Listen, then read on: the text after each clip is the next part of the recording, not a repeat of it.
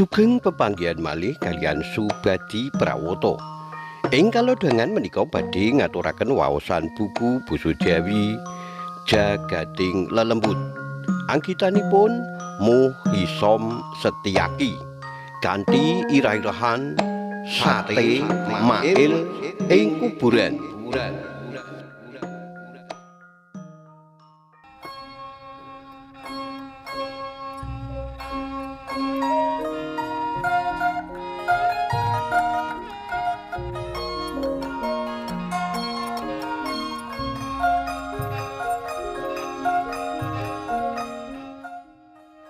Ing sawijining desa cilik ing pinggiran kutha ana wong lanang jenenge Mail, wong sing asli saka Madura.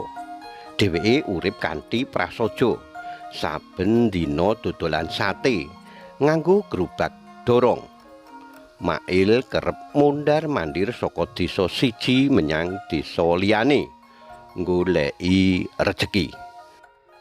Senajan adoh saka keluarga, Mail tetep legawa lan kerja keras. Bengi iku malem Selasa Kliwon. Angin sumilir nggawa hawa seger nanging nyeremake. Sawise mungkusi dagangane ing desa cedhak alas, Mail mutusake bali menyang pondokane. Nanging dalane katon peteng banget. Tintrim ora kaya biasane. Saka kaduan ana cahya remeng-remeng katon kaya pasar malam. Alhamdulillah, kok bisa ana pasar malam. Mungkin rejeki saya nambah, ujare Mail karo seneng. Dheweke banjur mlaku menyang cahya iku. Nalika tekan, pancen katon rame kaya pasar malam. Akeh wong padha gegojekan. Lampu obor kepripik ing papan-papan dagangan. Lan swara kendang samar-samar kadadean ing mburi. Mail nyetir gerobake nyedak dalan mlebu. Kanthi semangat dheweke miwiti nyeluk, "Teh, sate! Sate Madura! Teh, sate!" Nanging aneh, ora ana siji wong sing nggatekake. Wong-wong liwat kanthi cepet, kaya ora ngerti yen ana Mail. Suasana iki kaya ngowahi senenge dadi ora nyaman.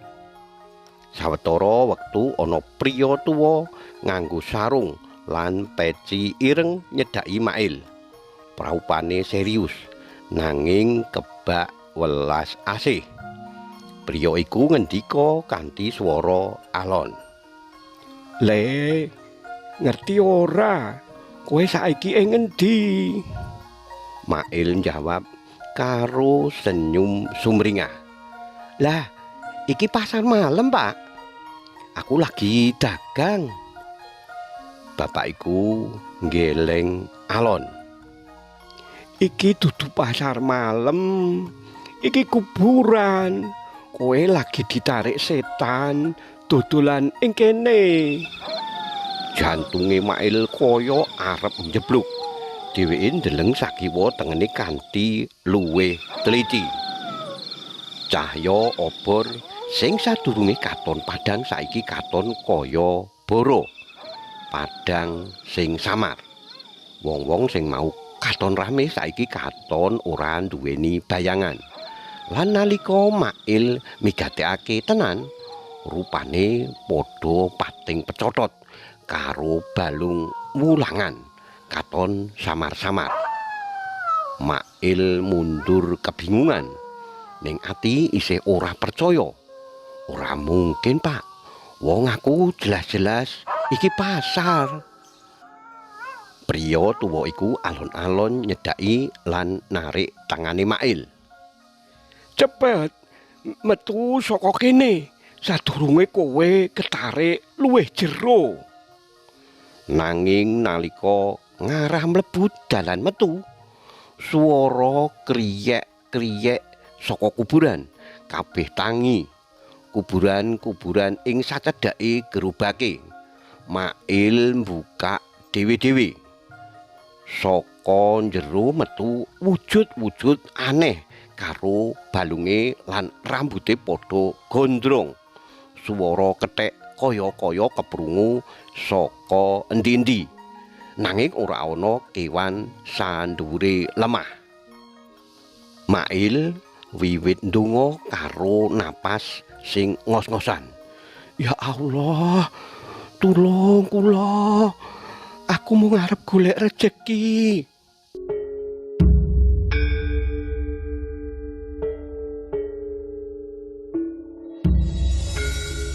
Priya tuwa iku ngumandhangake donga-donga kanthi swara serak nanging teges. Luwih banter tinimbang kabeh swara sing medeni mau. Siji mboko siji bayangan aneh iku wiwit ilang lan obor-obor sing padhang uga ilang dadi remeng. Mail kang isih gemeteran dituntun metu saka panggonan iku. Nalika tekan dalan desa sing luwih padhang, priya tuwa iku mandeg lan ngetokake bungkusan tas cilik saka sak kantonge. Iki kanggo awakmu. Nggo mangreksa yen kowe ketekan kahanan kaya ngene maneh. Mail njupuk kanthi hormat lan ngucap matur nuwun kanthi swara gemeter. Pak, panjenengan sinten? Kok ngerti yen aku ing kene? Priya tuwa iku mung mesem tipis. Aku mung Kyai cilik sing kebeneran dikongkon teka. Sing penting saiki kowe kudu bali lan aja nganti munggah ing dalan iku maneh. Luwih-luwih ing malem Selasa Kliwon. Nalika Mail pengin matur nuwun maneh, priya tuwa iku wis ilang tanpa ninggalake jejak. Mail sing isih ora percaya karo kabeh sing wis kedadeyan balik alon-alon menyang pondoke karo gerobake sing isih butuh. Nalika tekan omah, Mail langsung sujud syukur. Dheweke ora bakal lali pengalaman medeni iku lan janji bakal luwih ngati-ati ing dina-dina sing bakal teka. Saiki saben malem Selasa Kliwon, Mail mesti ngaso lan ora dodolan.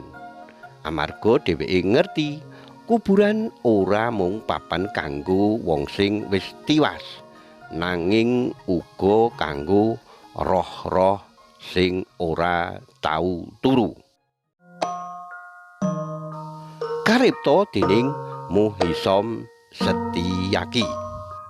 Saking kula pribadi Subadi Prawata ngaturaken sugeng riyaya Idul Fitri setunggal Sawal 1426 Hijriah. Sedaya kalepatan nyuwun pangapunten.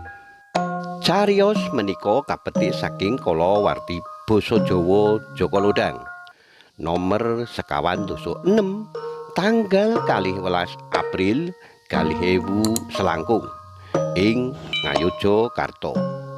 Matur nuwun awit kawigadosanipun saged pepanggihan malih wonten ing cariyos-cariyos sanesipun.